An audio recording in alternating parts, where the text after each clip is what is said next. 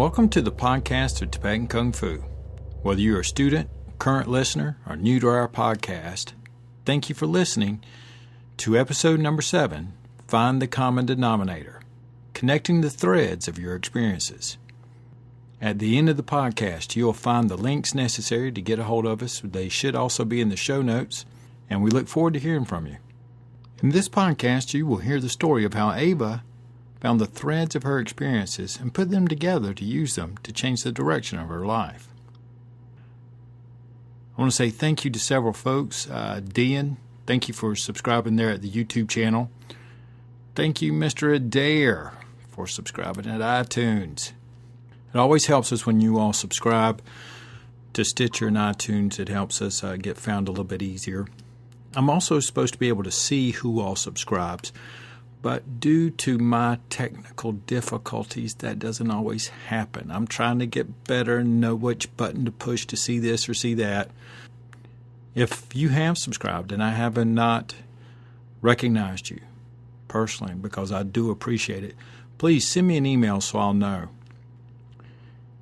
Even if you're a student that gets the Jade News feed that provides everything, I do appreciate it if you subscribe anyway. Thank you, Mr. Harper, for your time to share that email with me. Let me tell you something. You motivate and inspire me just as much as you said I inspired you. Thank you very much for your effort. It really makes me motivated to keep doing this and to keep making a way to get myself doing better. The BaGua workshop's coming up this weekend. Dwight was in here sweating it out, doing his posting his BaGua work. He looks like he's ready, and he was practicing hard. We've had a pretty good response with that. But if you are interested in coming, just let me know. And Mr. Knox was in here sweating it out yesterday as well. Looks like he's just about ready for the Kung Fu boot camp coming up in August, that 8-week-long training program that we have set up for that. We're limiting the space in that program so he can make sure he works you over good. Now let's discuss the story of Ava, a young lady who lies in her bed looking at the ceiling, and it's 1 a.m. She can't sleep. She has that empty look in her, and she's stewing that she has just ended up in the same unpleasant situation again.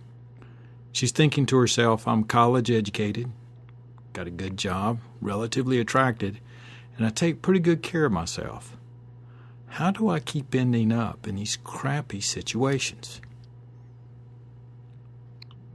She took a moment to reflect on her past 5 years and saw she'd had a boyfriend that she knew it was trouble even before it actually started real well.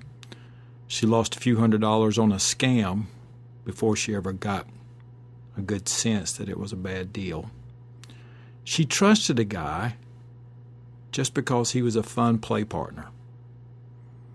She'd wasted quite a bit of time on some meaningless things, and she just took a moment and thought to herself, I'm pretty unimpressed with my life resume. She continued to lay there for a little bit and felt some anger growing inside of her. She asked herself, what am I missing? What am I not learning? She'd been studying all the self-help books, and at that time there were quite a few. It was when the genre was just coming out. And one that struck a chord with her was wherever you go, there you are. She had memorized one of the quotes. If you want to develop yourself, you must step out from where you stand. But if you don't know where you stand, you can end up walking in circles. That really resonated with her, and it struck a chord. And she thought, the only common thread in all these situations is me. They were not related, except for my presence. It reminded her of her grandma, who used to say, many bowls, one spoon. Ava realized in the moment that she could figure this out because she was the common denominator in each one. She knew that she was not the cause of some of the circumstances that came out of it, but she knew that she could have done better in several of them. It was in that moment that she knew she was going to have to dig deeper and further to find out who she was and where she was in her life. A few days after, Ava sought out and she found a teacher, an old man that was willing to teach her a practice called Xing Som, quiet heart, a form of meditation that helps one find themselves. With a great effort, struggles, and tears, she became aware of why she had allowed herself to get involved in certain circumstances, why she had not taken initiative to change her direction when she had already sensed it was time to do it. Ava began to know where she stood, and later she began to know what she stood for. The Tao Te Ching, chapter 33, states, "To know others is intelligence. To know yourself is wisdom." A year has passed. Ava laid in bed again, smiling this time, because she had just adjusted a difficult situation with a guy she was dating. It may not work out the way she had hoped for. However, this was a new type of problem. She was preparing to accept it for what it is, not for what she had hoped for. She had stepped out from where she was and wasn't in the circle anymore. Take a few moments to consider, try to reflect and learn from your experiences. Where could we take action when we didn't? When could we have been still rather than force a situation? How do you find your common denominator? How you find it can vary from person to person. It's more of an internal wiring question that I help with individually. What you have to do to find it, to find your common denominator.